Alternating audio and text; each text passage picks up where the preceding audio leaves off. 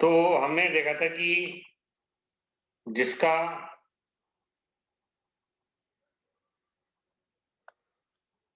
जिसमें hydrogen bonding है उसका बीपी ज्यादा होता है। हाइड्रोजन बॉन्डिंग नहीं है तो फिर मॉलिक्यूलर वेट को आप कंपेयर करोगे। जैसे क्वेश्चन है, give order of hydrogen bonding, give order of hydrogen bonding.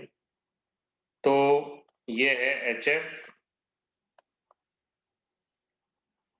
फिर HCl, HBr, HI, HF, HCl, HBr, HI।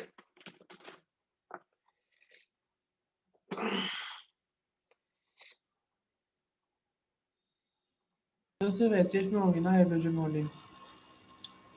हाँ, सबसे पहले तो आपको क्या देखना है कि हाइड्रोजन बॉन्डिंग जिसकी ज्यादा होती है ना, सॉरी, जिसमें हाइड्रोजन बॉन्डिंग होती है उसका बीपी ज्यादा होता है।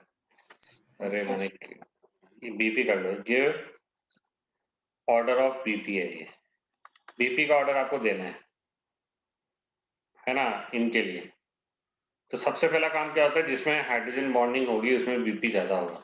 हाइड्रोजन बॉन्डिंग केवल एक ही में है इसमें, तो सबसे ज्यादा बीपी इसी का होगा। इसमें हाइड्रोजन बॉन्ड नहीं है। अब जब हाइड्रोजन बॉन्ड नहीं होता तो फिर क्या देखते हैं, मॉलिक्यूलर वेट। मॉलिक्यूलर वेट किसका जाता है, HI का। तो ये आपकी बीपी का ऑर्डर है। सबसे पहले किसको देखते हैं, हाइड्रोजन बॉन्ड। हाइड्रोजन बॉन्ड है तो बीपी ज्यादा है, अगर हाइड्रोजन बॉन्ड नहीं है तो फिर मॉलिक्यूलर वेट ज्यादा देखते हैं। नो H बॉन्ड, इनमें H बॉन्ड नहीं है तो फिर मॉलिक्यूलर वेट जिसका ज्यादा होगा, इसका मैक्सिमम मॉलिक्यूलर वेट होगा इसका, और इसमें तो H बॉन्ड है। पहले क्या देखना है, हाइड्रोजन बॉन्ड। जिसके पास हाइड्रोजन बॉन्ड है उसका बीपी ज्यादा होगा, अगर हाइड्रोजन बॉन्ड नहीं है तो फिर मॉलिक्यूलर वेट देखें।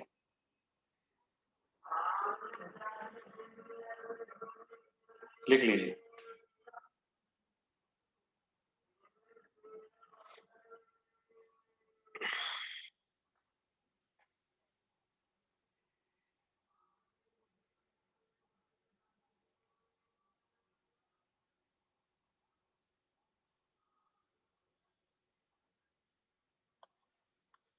लिख लिया था? Yes sir.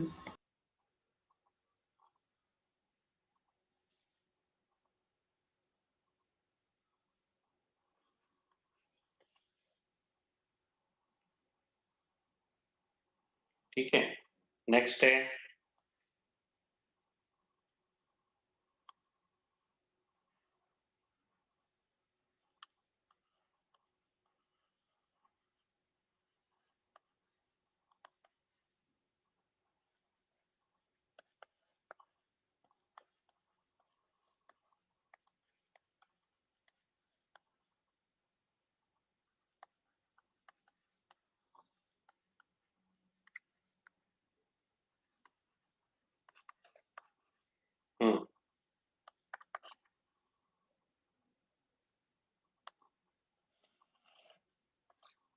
सर सबसे ज़्यादा बॉइलिंग पॉइंट फर्स्ट का होगा और सबसे लास्ट का सबसे कम होगा, क्योंकि फर्स्ट वाले में ज़्यादा हाइड्रोजन बॉन्डिंग है।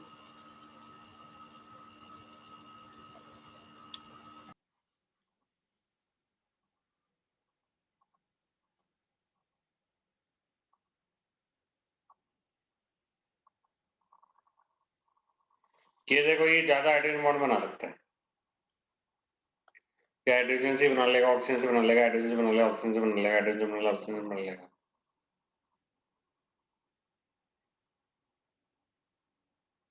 ठीक है ना।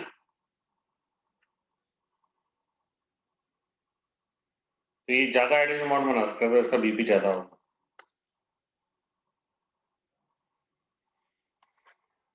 मोर,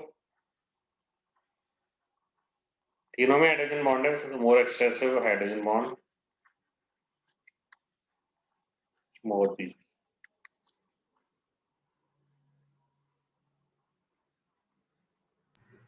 सर इसको बोलेंगे क्या, ट्राईहाइड्रिक अल्कोहल? हाँ, ट्राईहाइड्रिक एल्कोहल है। ये आपका ट्राईहाइड्रिक एल्कोहल है। 3 OH इसके अंदर, ये डाइहाइड्रिक है,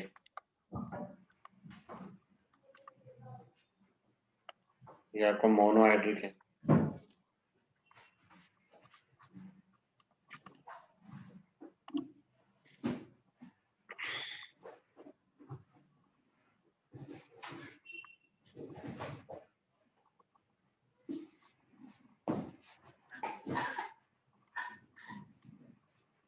मोर एक्सटेंसिव हाइड्रोजन बॉन्डिंग है, इसके अंदर हाइड्रोजन बॉन्डिंग बहुत विस्तृत है, बहुत फैली हुई हाइड्रोजन बॉन्डिंग है। हाइड्रोजन से बना रहा है, ऑक्सीजन से बना रहा है, हाइड्रोजन से बना रहा है, ऑक्सीजन से बना रहा है, हाइड्रोजन से बना रहा है, ऑक्सीजन से बना रहा है। तो एक मॉलिक्यूल ही कई कई हाइड्रोजन बॉन्ड बना लेते हैं, एक मॉलिक्यूल ही कई कई हाइड्रोजन बॉन्ड बना रहा है।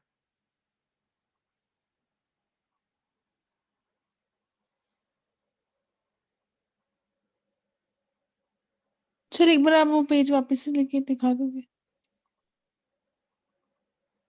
ये डाइहाइड्रिक एल्कोहल है, सॉरी ट्राइहाइड्रिक एल्कोहल है, 3 OH है। ये डाइहाइड्रिक एल्कोहल है, ये आपके मोनोहाइड्रिक एल्कोहल है।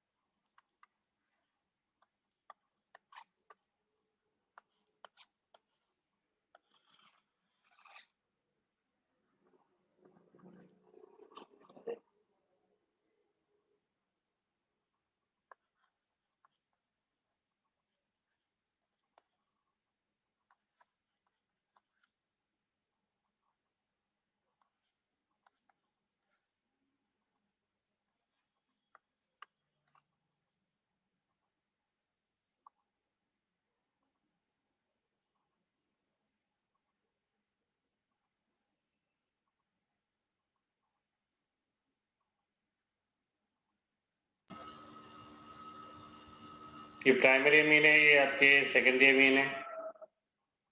नाइट्रोजन पे 2 एल्किल ग्रुप है, ये आपके सर टर्शियरी सबसे पहले फर्स्ट, फिर सेकंड, फिर थर्ड।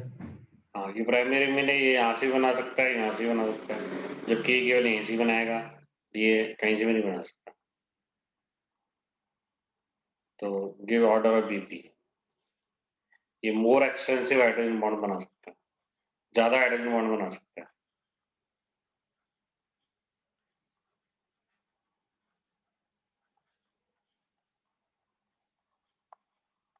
तो टर्शियमीन का एक मॉलिक्यूल टर्शियमीन की दूसरे मॉलिक्यूल से हाइड्रोजन बॉन्ड नहीं बना सकता, क्योंकि कोई इलेक्ट्रॉन डेफिशिएंट हाइड्रोजन नहीं है इसके अंदर। एक लाइन लिख लो,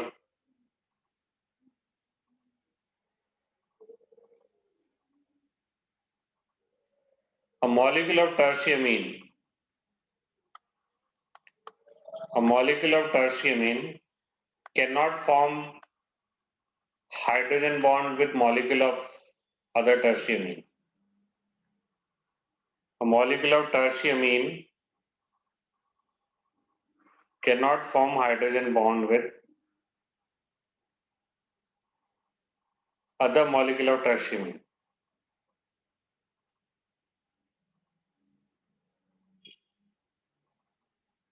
ठीक है, ये 3D अमीन है, 3D कोई हाइड्रोजन बॉन्ड दिखा नहीं दिखा।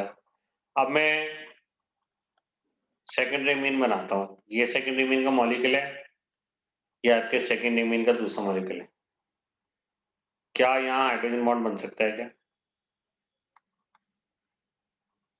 आदित्य जायसवाल जरा बताना।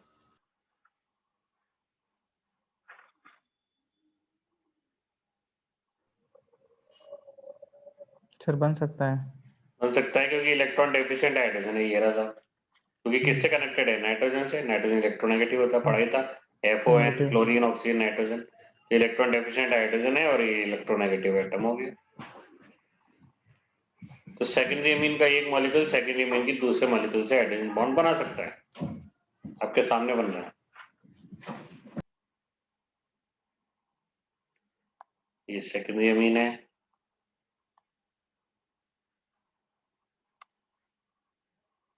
अब आप बनाना, अब आप बताना कि जो प्राइमरी मीन का एक मॉलिक्यूल है, प्राइमरी मीन की दूसरे मॉलिक्यूल से हाइड्रोजन बॉन्ड बना सकता है क्या? आदित्य त्यागी जरा बताइएगा।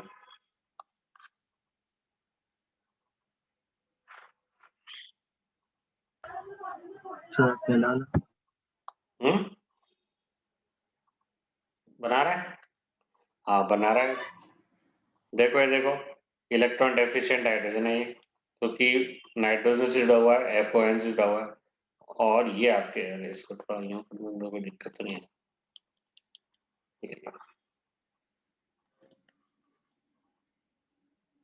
ये इलेक्ट्रॉन डेफिशिएंट हाइड्रोजन हो गया, और ये इलेक्ट्रोनेगेटिव नाइट्रोजन हो गया, बन रहा है हाइड्रोजन बॉन्ड। तो 1 डिग्री प्राइमरी अमीन से क्या कर सकता है? प्राइमरी अमीन क्या होता है? वो अमीन जिसमें नाइट्रोजन पे केवल एक एल्काइल ग्रुप। सेकेंडरी अमीन क्या होता है? वो अमीन जिसमें नाइट्रोजन पे 2 एल्काइल ग्रुप है, ये रहे 2। टर्शियरी अमीन क्या होता है? वो जिसमें नाइट्रोजन पे 3 एल्काइल ग्रुप है, 1 2 3। ठीक है, क्लियर हो गया ना? Yes sir.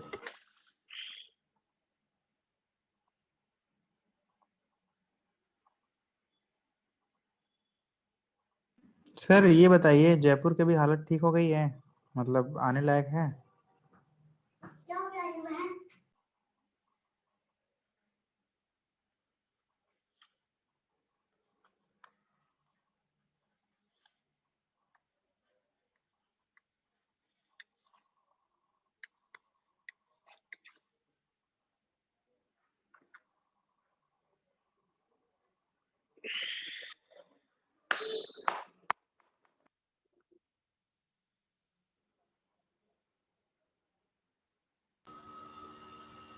सर सबसे ज़्यादा HF बनाएगा, फिर H2O, फिर NH3। देखो इसमें 2 क्वेश्चन आते हैं। एक क्वेश्चन आता है give order of BP.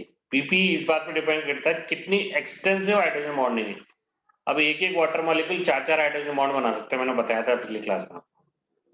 2 hydrogen से बना लेगा, 2 ऑक्सीजन से बना लेगा, 4 हाइड्रोजन बॉन्ड बना सकता है। HF का एक मॉलिक्यूल 2 ही हाइड्रोजन बॉन्ड बना सकता है। अमोनिया का एक मॉलिक्यूल एक ही बना सकता है, और इसमें वीक भी बहुत रहेगी। तो 2 तरीके के क्वेश्चन आते हैं। गिव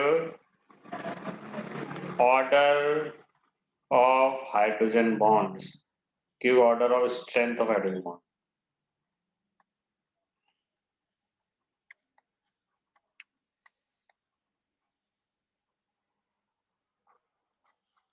देखो समझो आप बात, HF, अमोनिया, सी वाटर।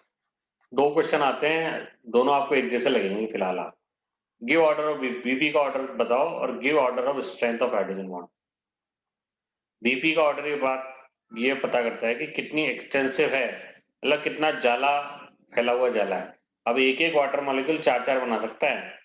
ये एक हाइड्रोजन से बना लेगा, इस हाइड्रोजन से बना लेगा, इस ऑक्सीजन से बना लेगा, इस ऑक्सीजन से बना लेगा। तो बहुत ज्यादा फैला हुआ हाइड्रोजन बॉन्ड है इसके अंदर। एक वाटर मॉलिक्यूल 4 हाइड्रोजन बॉन्ड बना रहा है, बहुत एक्सटेंसिव हाइड्रोजन बॉन्डिंग है। तो इस केस में ऑर्डर आएगा वाटर, HF और अमोनिया। अमोनिया का एक मॉलिक्यूल एक ही हाइड्रोजन बॉन्ड बना सकता है, HF का एक मॉलिक्यूल 2 हाइड्रोजन बॉन्ड बना सकता है। ठीक है, तो एक्सटेंसिव कितनी होती है जितनी ज्यादा एक मॉलिक्यूल, जितने ज्यादा मॉलिक्यूलों से जुड़ा रहेगा उतनी ज्यादा बीबी का ऑर्डर होता है। यहाँ बीबी का ऑर्डर रहेगा वाटर, HF और अमोनिया। जबकि वो पूछे कि give order of strength of hydrogen bond, hydrogen bond की मजबूती, तो वो EN डिफरेंस पर डिपेंड करता है। ये देखो EN डिफरेंस बहुत ज्यादा है, ये बहुत ज्यादा इलेक्ट्रॉन खींच लेगा, ये बहुत ज्यादा इलेक्ट्रॉन डेफिशिएंट हो गया, और ये बहुत तेजी से खींचेगा। फिर नंबर किसका आएगा? ऑक्सीजन हाइड्रोजन का, क्योंकि उसके बाद इलेक्ट्रोनेगेटिविटी ऑक्सीजन की होती है ज्यादा। और फिर नंबर किसका आता है? तो अगर इसकी बात करते हो give order of strength of hydrogen bond, तो फिर इसका आएगा HF, वाटर और अमोनिया। ये दोनों चीजों का आप फर्क समझो, दोनों आए हुए क्वेश्चन चाहिए। कि ऑर्डर और बीपी पूछा जाए तो वाटर आगे निकलेगा, फिर HF, क्योंकि बीपी का तो ऑर्डर बीपी होता है, बॉइलिंग पॉइंट कितना होता है, वो किस बात पर डिपेंड करता है, एक्सटेंसिव हाइड्रोजन बॉन्डिंग कितनी ज्यादा एक्सटेंसिव है, एक मॉलिक्यूल दूसरे मॉलिक्यूल से कितनी ज्यादा मात्रा में जुड़ा हुआ है। आया नहीं है समझ में? Yes sir. तो वाटर, Yes, sir. HF और अमोनिया होगा इस केस में। और अगर स्ट्रेंथ तो किस में ज्यादा होगी, HF में। हाइड्रोजन बॉन्ड की ताकत बहुत ज्यादा है, 11 पॉइंट समथिंग किलो जूल है इसकी, इसकी थोड़ी कम है, इसकी तो बिल्कुल ही कम है, 12 पॉइंट समथिंग है इसकी 41 पॉइंट समथिंग है, इसकी 27 के आसपास है किलो जूल, इसकी 12 पॉइंट समथिंग है। वो इसकी पूछ रहा है भाई स्ट्रेंथ का मतलब बॉन्ड एनर्जी कितनी है, तो वो तो ई एंड डिफरेंस पे डिपेंड करता है। ये बहुत दोनों इंपॉर्टेंट क्वेश्चन हैं दोनों, कई बार पूछे गए।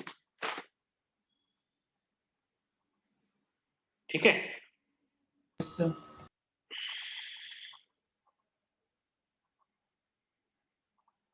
तो ये बॉइलिंग पॉइंट हो गया अपने। नेक्स्ट, एप्लीकेशन ऑफ इंटरमॉलिक्यूल चल रहा था ना। सर ये आपने सर बोला इफेक्ट था ऑफ कि इंटरमॉलिक्यूलर हाइड्रोजन बॉन्डिंग है ना? एप्लीकेशन था, उसके बाद एप्लीकेशन ऑफ इंटरमॉलिक्यूलर, अब है application of intramolecular hydrogen bonding.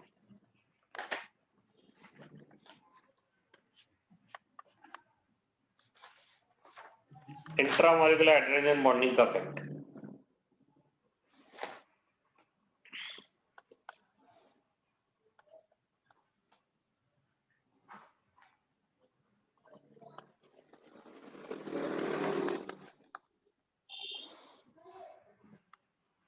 इसमें है स्ट्रेंथ ऑफ एसिड,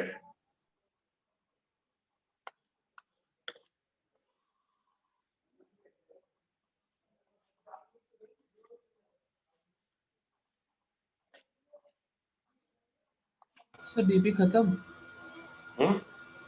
डीपी में और कुछ नहीं करा था। बीबी में और क्या आएगा? सर आपने कल कहा था कि डीपी लिख लो, डीपी पार्ट इज लेफ्ट। हाँ वही तो कराया है, ठीक है टीपी तो उसका पार्ट था इंटरमॉलिक्यूलर हाइड्रोजन बॉन्डिंग का। ठीक है ना। अब स्ट्रेंथ ऑफ एसिड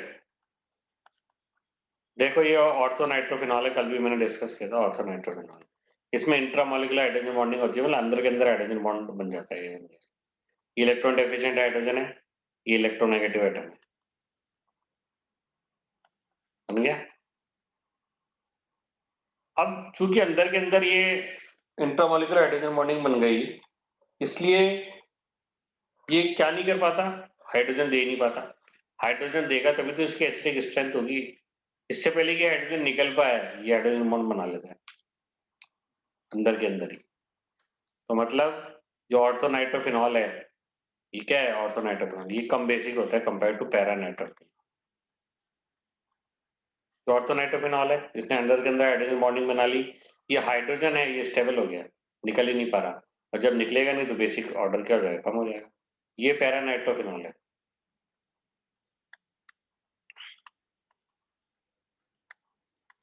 ये बनाता है इंटरमॉलिक्यूलर हाइड्रोजन बॉन्डिंग, मतलब किसी और मॉलिक्यूल से बनाएगा, तो इससे पहले कि हाइड्रोजन बॉन्ड बना पाए H+ निकल के चला जाएगा, और ये तो बिल्कुल पास है तो फटाफट बना लेगा। तो लिख लो orthonitrophenol is less acidic than paranitrophenol.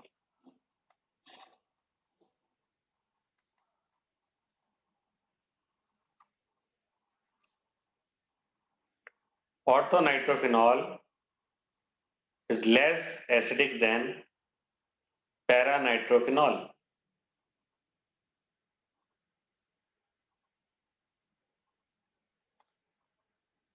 This is because in orthonitrophenol,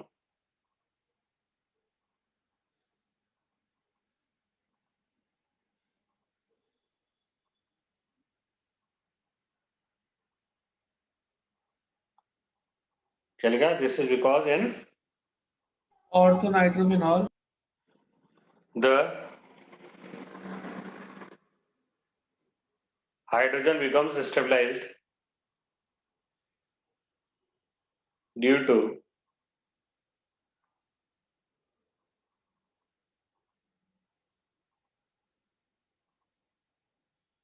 intramolecular hydrogen bonding.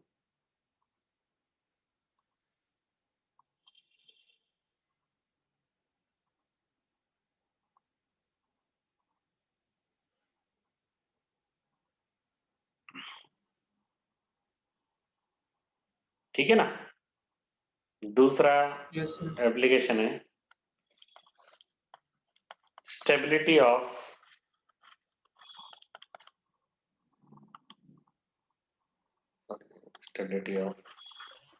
Chloral hydrate ना। Chloral hydrate. Stability of chloral hydrate. देखो क्लोरल हाइड्रेट अपने आप में एक दो इसके एक्सेप्शंस है, मतलब अलग ही टाइप का मॉलिक्यूल है। ये देखो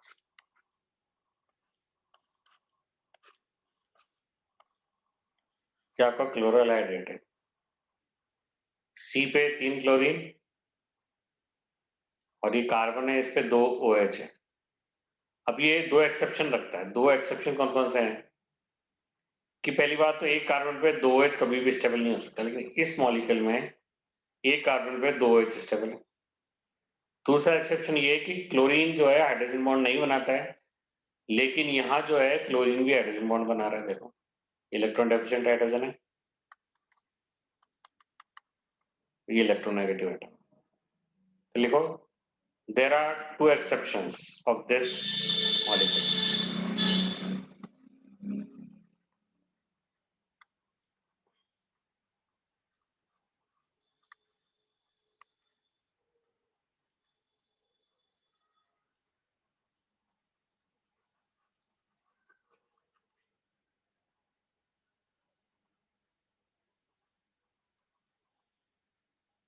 there are 2 exceptions of chloral hydrate molecule.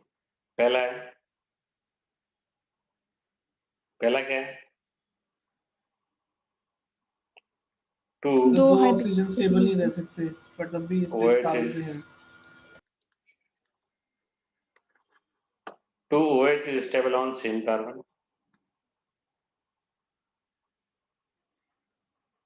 Second thing है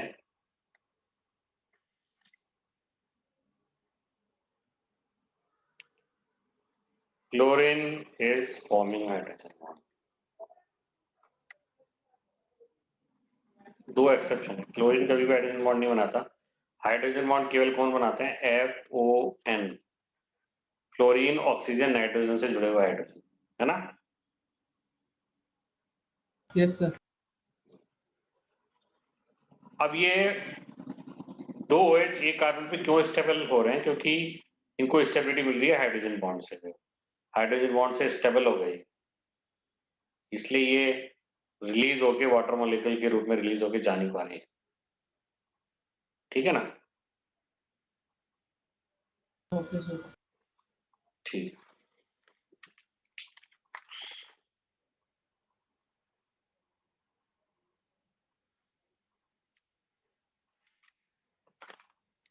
ठीक, एक इंफॉर्मेशन देता हूँ आपको।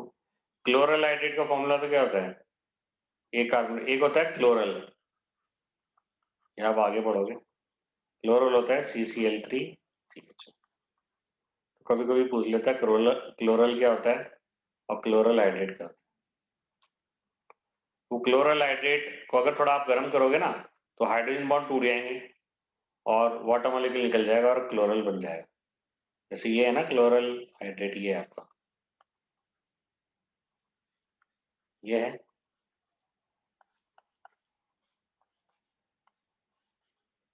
अब इसको आप हीट करोगे, ये हाइड्रोजन बॉन्ड्स आप टूट जाएंगे और यहाँ से वाटर मॉलिक्यूल निकल के चला जाएगा और क्या बन जाएगा, क्लोरल। क्लोरल आता भी है आपको आगे, वाटर मॉलिक्यूल निकल के चला गया, वाटर मॉलिक्यूल निकल के चला गया। सर क्लोरल का फॉर्मूला क्या था? ये बनाया ना ऊपर, CCl3 ना। अच्छा हाँ सॉरी।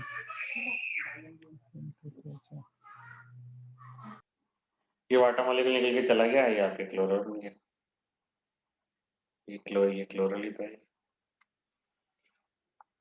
क्लोरल हाइड्रेट है, इसको आपने हीट किया, वाटर मॉलिक्यूल निकल के चला गया, ये वाटर मॉलिक्यूल निकल के चला गया, क्लोरल बन गया। तो हीट करने पे होगा ये, तो हीट करने पे क्या होगा, हाइड्रोजन बॉन्ड टूट जाएंगे।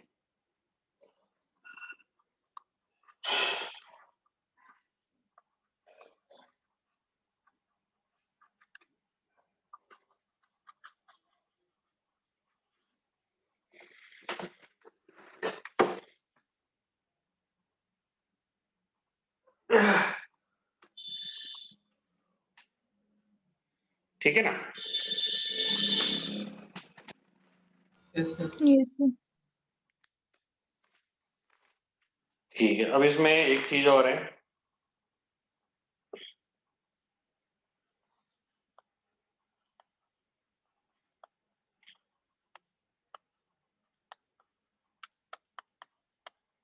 Hydrogen bonding in ice. Ice में हाइड्रोजन बॉन्डिंग देखेंगे हम। ठीक है, आइस में जो क्या होता है, जो एक वाटर मॉलिक्यूल है वो टेट्राहेड्रली 4 वाटर मॉलिक्यूल से जुड़ा रहता है। एक वाटर मॉलिक्यूल जो है टेट्राहेड्रली 4 वाटर मॉलिक्यूल से जुड़ा रहेगा। और कैसा स्ट्रक्चर बनेगा, ये एक वाटर मॉलिक्यूल, ये जो आपका बीच वाला है टेट्राहेड्रली 4, एक ऑक्सीजन ऑक्सीजन गलत बना दिया तरीके से।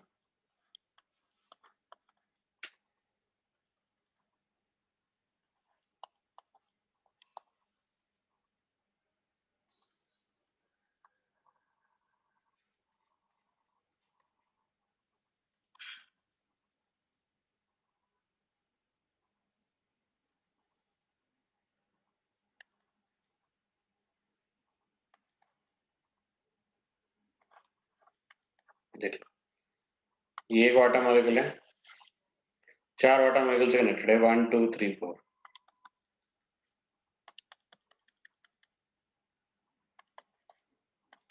टेट्राहेड्रली टेट्राहेड्रा बन रहा है, देखा?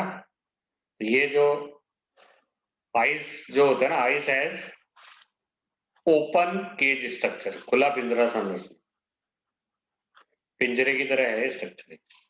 जो पक्षी का पिंजरा ऐसे नहीं होता, ये गेट है उसका खुला हुआ है। एक तो स्क्वायर वाला होता है, एक वो पिरामिडल टाइप होता है, वो पिरामिडल वाला है। Ice has open cage structure.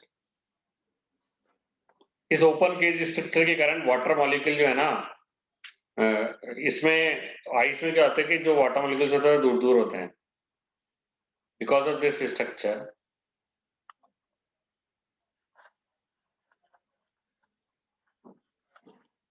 because of this structure,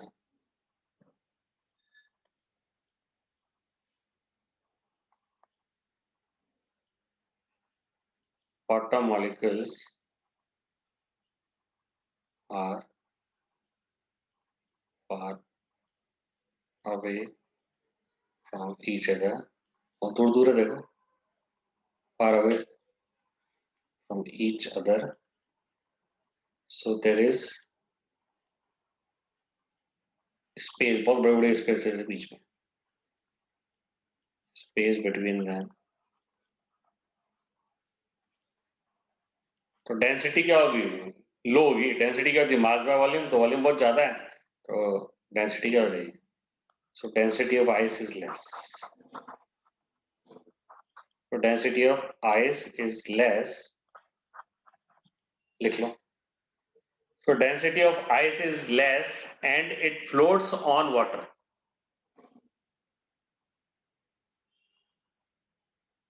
लिख लिया? Yes sir. Density of ice is less and it floats on water. At 0 degree centigrade पे क्या होता है, आइस मेल्ट हो जाता है, या 1 डिग्री या जो भी 0 पे मेल्ट होना शुरू होता है। 0 डिग्री आइस मेल्ट, जो वाटर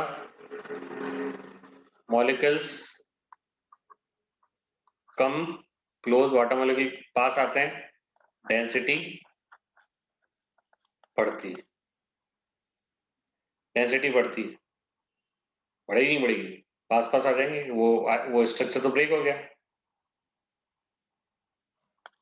ठीक है, at 4 degree centigrade water has maximum density.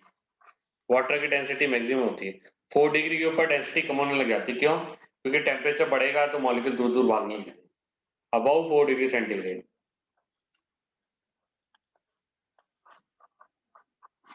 Density of water starts to decrease because molecule move apart from each other.